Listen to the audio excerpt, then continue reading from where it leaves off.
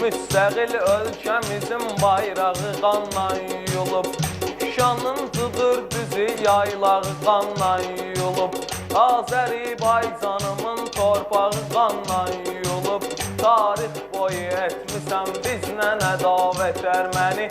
Mədün yaşdı cavan qanlar axtın nə qədər, müsəlman olduğumuzsun bicanə qaldı bəşər.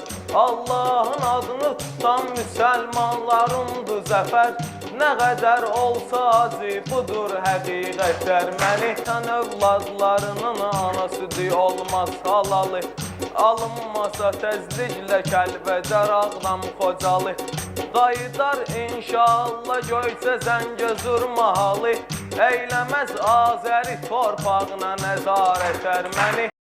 Bir ahunun eşqi məni qoymuşdur avarə, mümkün deyil əsla görüşək tək budur çarə. İnternet ilə məktubu göndərdim o yarə, bari danışaq hər gecə xəlvət telefonla.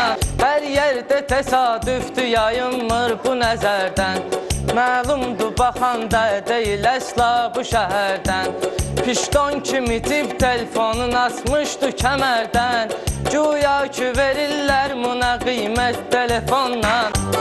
Yatmışdı bu millət fəqət artıq oyanırlar, hər sahədə elmi ilə də şöhrət qazanırlar. Hərçəndi pisdir ki bunun faydalanırlar, həm kompüterlə, həm dövlət telefonla. Ulu Peyğəmbərimiz mövzəsin eyləyərək, xəstə bir qəlbə şəfaətçi xudadır deyərək, təbib isə ona bir vasitədir söyləyərək, bəşəriyyətə bu yolda istiqamət verdi. Nə buyurmuşdusa bir vaxtı Rəsul-i Mədəni, indi təsdiq olunur elmidə hər bir süxəni. Tanrı Allah adını hər ürəyə yazdı, yəni qan ərək.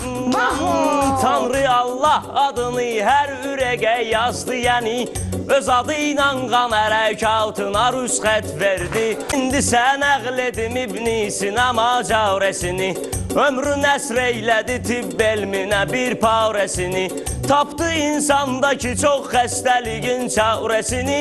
Kim ki dərk eylədi, əhsən dedi, qiymət verdi.